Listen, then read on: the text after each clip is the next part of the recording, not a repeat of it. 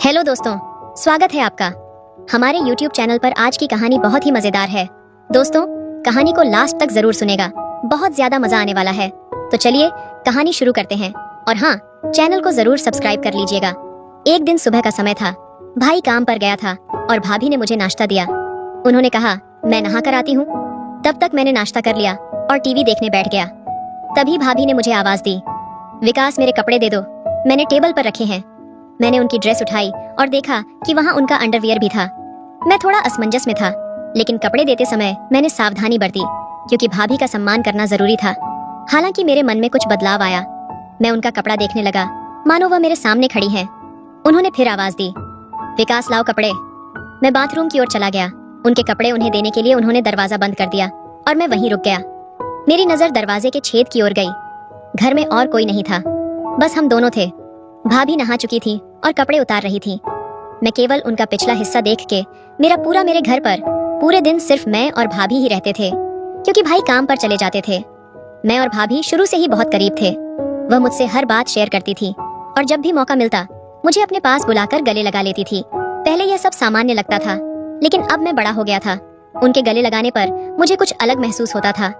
उनकी बाहों का वह स्पर्श मुझे अंदर तक गर्माहट से भर देता था। एक सुबह की बात है, भाई काम पर गए हुए थे। भाभी ने मुझे नाश्ता दिया और कहा, विकास मैं नहाने जा रही हूँ, तब तक आराम से नाश्ता कर लो। मैंने नाश्ता किया और टीवी देखने लगा। कुछ ही देर में उन्होंने बाथरूम से आवाज दी, विकास मेरे कपड़े दे दो, टेबल पर रखे हैं। मैंने टेबल पर नजर डाली। उनकी ड्रेस के साथ एक अंडरवियर भी रखा था। मैं थोड़ा असमंजस में था, लेकिन खुद को संभालते हुए कपड़े उठाए और बाथरूम की ओर बढ़ गया। दरवाजे के पास पहुंचकर मैंने कहा, भाभी ये रहे आपके कपड़े। दरवाजा हल्का सा खुला था और उनकी भीगी आवाज आई, धन्यवाद विकास। मैंने कपड़े थमा और एक पल के लिए ठहर गया।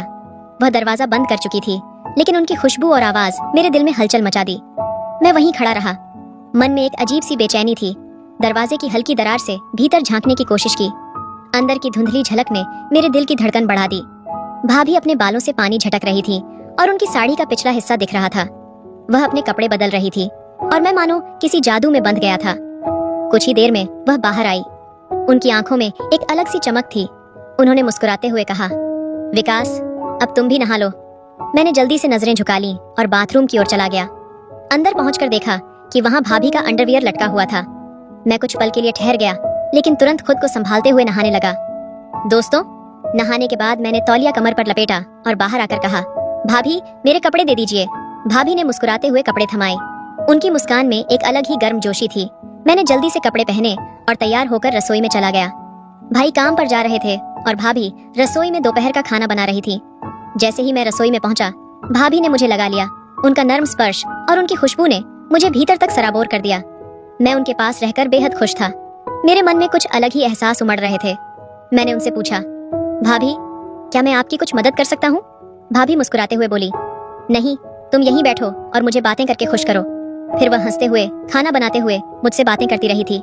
उनकी हर बात और उनका हर हंसना मेरे दिल को सुकून दे रहा था। दोपहर का खाना खाकर हम कमरे में चले गए। भाभी बिस्तर पर चादर ओढ़कर लेट गई और बोली, विकास तुम भी यहीं सो जाओ, आज मैं बहुत थक गई हूँ। उनकी आवाज में एक अजीब सी मासूमियत थी। भाभी ने कहा, मेरा बदन दर्द कर रहा है। मैंने तुरंत पूछा, भाभी क्या मैं आपके शरीर को दबा दूं? अगर आपको कोई दिक्कत ना हो तो उन्होंने हल्की मुस्कान के साथ कहा, ठीक है। मैं धीरे धीरे उनके पैरों को दबाने लगा। उनके नाजुक पैरों को छूने से ही मेरा दिल तेजी से धड़कने लगा। जैसे जैसे मैं उनके घुटनों तक पहुंचा, मेरी नजरें उनके चेहरे पर टिक गईं। मैंने झिझक हुए पूछा, भाभी क्या ऊपर भी दबाना है? उन्होंने हल्के स्वर में कहा, हाँ दबा दो, इससे मुझे आराम मिलेगा। धीरे धीरे मैंने उनके कपड़े थोड़े ऊपर किए और उनका स्पर्श मुझे बहुत खास महसूस करवा रहा था। उनकी हर हलचल मुझे एक नई गर्माहट से भर रही थी। तभी उन्होंने मेरी ओर देखा और कहा, विकास अब रुको, तुम्हारे हाथ भी दर्द कर रहे होंगे, मैं दबा देती हूँ। उन्होंने मेरे हाथ और पैरों को अपने नाजुक हाथों से दबाना शुरू किया। उनके स्पर्श ने मुझे भीतर तक सुकून दिया। फिर मैंने उनसे धीरे से पूछा, भाभी क्या मैं आपको गले लगा सकता हूँ? उन्होंने मुस्कुराते हुए कहा, क्यों नहीं, तुम ऐसे क्यों पूछते हो? तुम्हारा गले लगाना मुझे एक नई ऊर्जा और गर्मजोशी देता है। उनके इस जवाब ने मुझे और भी भावुक कर दिया। मैंने उन्हें गले लगाया और उस पल में ऐसा महसूस हुआ मानो सारी दुनिया ठहर गई हो। उनका आलिंगन मुझे हर चिंता और उलझन से दूर ले गया। दोस्तों, हम दोनों गले मिलने के बाद हम दोनों थककर एक दूसरे के करीब महसूस करते हुए दोपहर को सो गए। हम गहरी नींद में खो गए और जब शाम हुई तो हमारी आंखें खुली। सभी बातें ध्यान से रखी गई क्योंकि शाम को मेरे भाई का घर लौटना था। जब वे काम से लौटे तो घर का माहौल खुशियों से भर गया था। भाभी ने कुछ खास पकवान बनाए थे जिनसे घर का हर कोना महक उठा था और सभी के चेहरे पर मुस्कान खिल उठी थी। भाभी ने मेरे भाई के लिए बिस्तर नीचे हॉल में लगा दिया और फिर मैं भाभी के पास बिस्तर पर सो गया। हम दोनों की आदत थी कि हम दोपहर में अच्छी नींद लेते थे। यही कारण था कि रात में हमें नींद नहीं आती थी। रात के 2 बज रहे थे लेकिन फिर भी मेरी आंखों में नींद नहीं थी। भाभी एक करवट से दूसरी करवट बदल रही थी लेकिन वह भी नींद के बिना परेशान थी। कमरे में हल्का सा लाल बल्ब जल रहा था जबकि बाकी कमरा पूरी तरह से अंधेरे में डूबा हुआ था। उस शांति भरे माहौल में हमारे मन में अजीब सी लहरें दौड़ रही थीं। हमारे बीच की नजदीकी और उस खास पल का रहस्य हमारे दिलों में धीरे धीरे घर बना रहा था। भाभी ने धीमी आवाज में कहा, शांत रहो विकास, शोर मत करो। सुबह के बज रहे हैं। और फिर वह सो गई। सुबह हम दोनों देर से उठे। भाई ने भाभी को जगाया और कहा, जल्दी उठो, मैं काम पर जा रहा हूँ। हम दोनों उनकी आवाज सुनकर जाग गए और कुछ ही देर में नहाकर ताजगी से भरे हुए महसूस किए। भाभी ने मेरे लिए खास व्यंजन बनाए थे ताकि दिन की शुरुआत अच्छी हो। रसोई से मेरे पसंदीदा पकवानों की महक ने जैसे घर को एक नए उजाले से भर दिया था। वह मुस्कुराकर मुझसे बोली, चलो अब नाश्ता कर लेते हैं। वह मुझे चाय और नाश्ता देकर फिर खुद नहाने चली जाती। नाश्ता करते वक्त रात की घटनाएं मेरे मन में ताजगी के साथ घूम रही थीं। तभी भाभी ने मुझे फिर से अपने कपड़े देने के लिए बुलाया। भाभी मुझे अपना क्या दिखाना चाहती थी मुझे समझ में नहीं आ रहा था। हर समय नहाने के टाइम में अपना कपड़ा मांगती थी। मैं कपड़े लेकर उसके पास गया और दरवाजे की दरार से उसे मैं फिर कपड़े बदलते हुए देखा। उसके चेहरे पर मुस्कान थी जो मुझे बेहद आकर्षित कर रही थी। नहाने के बाद भाभी फिर से रसोई में जाकर कुछ बना रही थी और मेरे दिल में उसके प्रति और भी गहरी चाहत महसूस हो रही थी। मैंने भाभी से पूछा, भाभी खाना तैयार हो गया? उन्होंने मुस्कुराते हुए जवाब दिया, हाँ थोड़ा सा बाकी है। फिर हमने कुछ देर बाद खाना खाया और आराम करने के लिए बिस्तर पर चले गए। मैं और भाभी एक ही चादर में सो गए।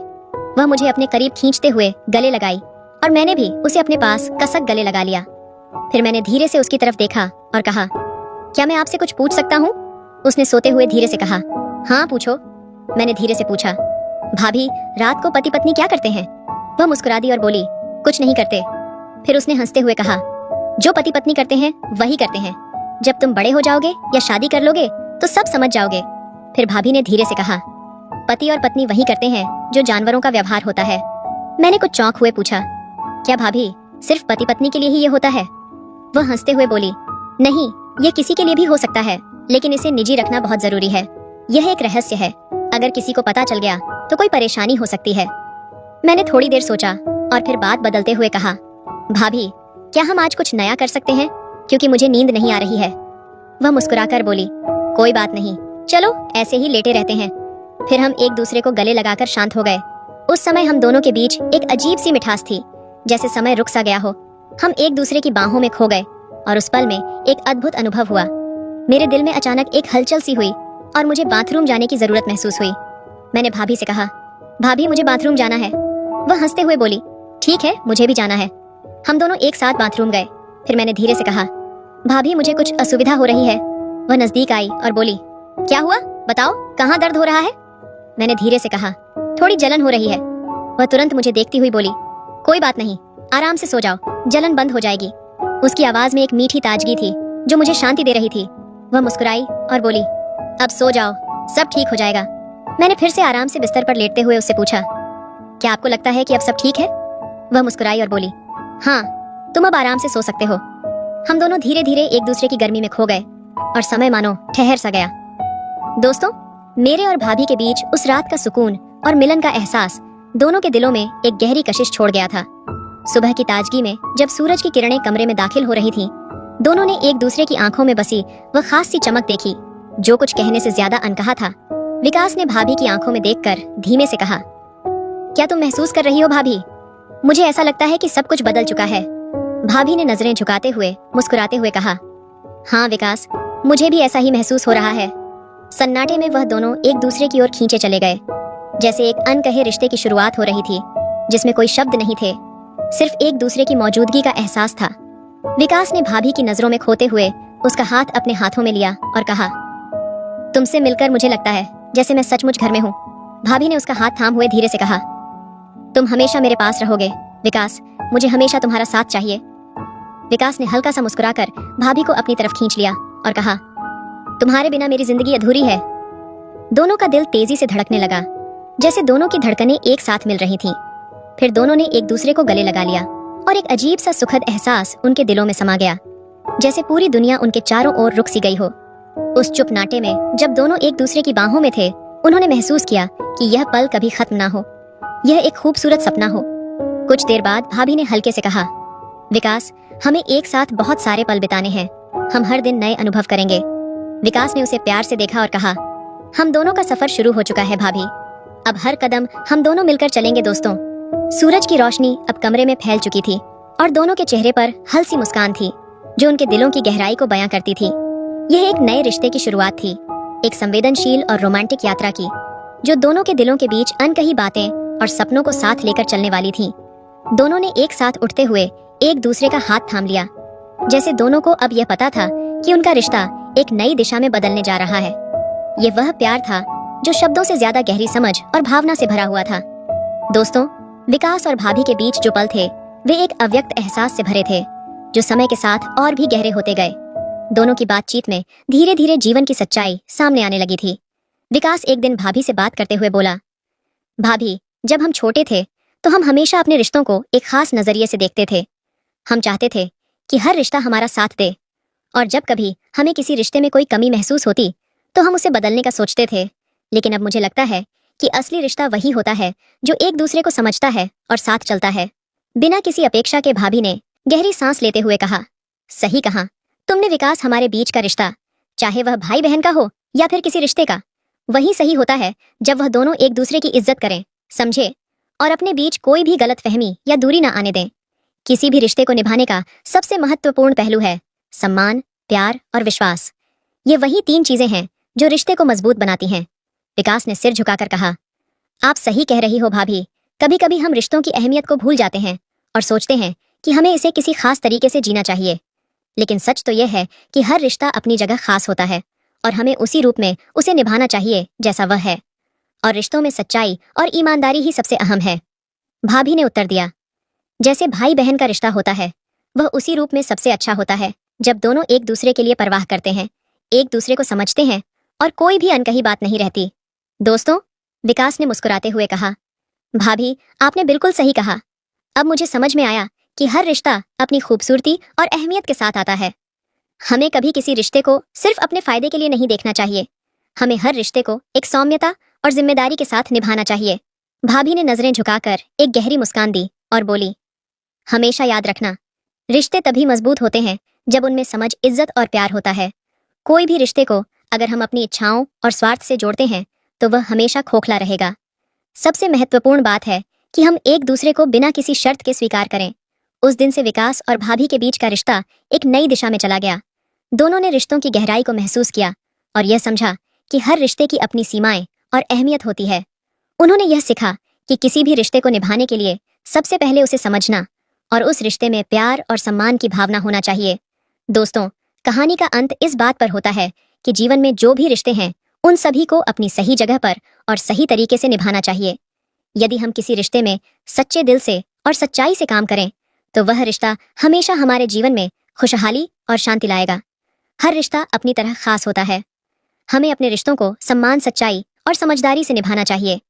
केवल अपने स्वार्थ या इच्छाओं के आधार पर रिश्तों को नहीं देखना चाहिए। रिश्ते तब मजबूत बनते हैं जब हम एक दूसरे के प्रति ईमानदार, समझदार और सहाय होते हैं। जीवन में रिश्तों की अहमियत को समझना और उन्हें सही तरीके से निभाना ही सच्ची खुशी का कारण बनता है। जीवन के सबसे महत्वपूर्ण पहलुओं में से एक रिश्तों को सही तरीके से निभाने की अहमियत पर आधारित है। हम सभी जानते हैं कि रिश्ते हमारे जीवन में खुशहाली और शांति लाने में एक महत्वपूर्ण भूमिका निभाते हैं, लेकिन इसके लिए हमें सही दृष्टिकोण और समझदारी से काम करना चाहिए। रिश्ते वह बुनियाद हैं जिस पर हमारा जीवन खड़ा होता है। जब हम रिश्तों को सच्चाई, सम्मान और समर्पण के साथ निभाते हैं, तब न केवल हम अपने भीतर शांति और खुशी पाते हैं, बल्कि हमारे रिश्ते भी मजबूत और अधिक सार्थक होते हैं। रिश्ते केवल एक दूसरे के साथ वक्त बिताने का नाम नहीं है, बल्कि ये एक दूसरे के प्रति समझ, सम्मान और विश्वास का प्रतीक है। यदि हम केवल अपने स्वार्थ या इच्छाओं के आधार पर रिश्तों को देखेंगे तो वह एक दिन टूट सकते हैं। रिश्ते उस समय सबसे मजबूत होते हैं जब हम एक दूसरे के प्रति ईमानदार और मददगार होते हैं।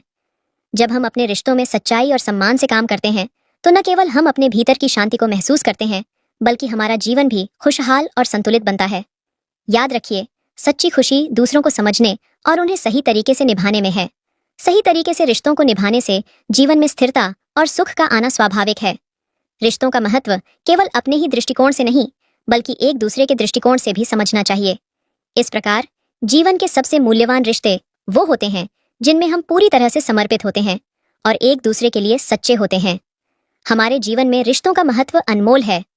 हमें उन्हें सही तरीके से निभाना चाहिए ताकि हम अपने जीवन में न केवल खुश रहें, बल्कि उन रिश्तों को भी एक स्थायी और मजबूत आधार दे सकें। तो दोस्तों, आपको यह कहानी कैसी लगी कमेंट करके जरूर बताइए। मिलते हैं अगली कहानी में। तब तक अपना ख्याल रखिए।